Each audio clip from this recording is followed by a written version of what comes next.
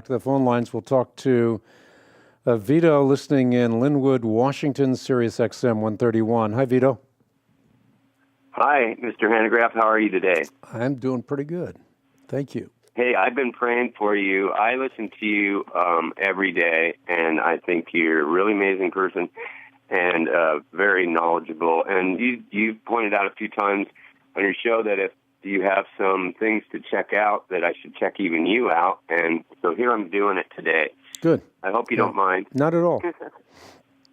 So, yeah, I know that you've had this disagreement with Joel Osteen, and I'm not saying anything great about Joel Osteen. I do pay attention to what he has to say.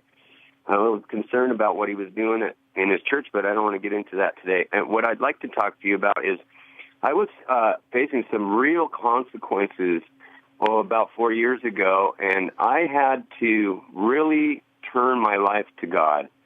And I believe in every word in the Bible is true. And I learned the prayer of have faith in God, Mark 11:22, all the way down to about 25. And I memorized it and said it every single day. And my blessings came true.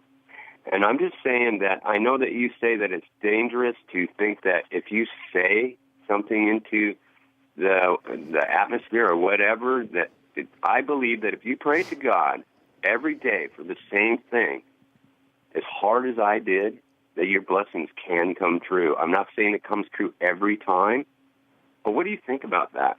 Well, I think you've contextualized it well. It is true that I pray fervently for things. For example, I pray fervently that God will completely heal me of mantle cell lymphoma. And I pray for that every single day. In fact, in my mind as I pray, I see the healing virtue from the robe of Christ flowing into my body. But yet, in that prayer, I always pray, nevertheless, not my will, but thy will be done. Perhaps God has a greater plan. Perhaps God wants to be glorified in my suffering. Perhaps God is still pruning me and not ready to heal me. Perhaps God has a plan that I can't even articulate on the radio or elsewhere because his ways are higher than my ways. My point is simply to say that the way you contextualized it was brilliant. Because if you look at the passage that you memorized, and quite appropriately so, it starts out with the words, have faith in God. So if you have faith in God, then your faith is well placed.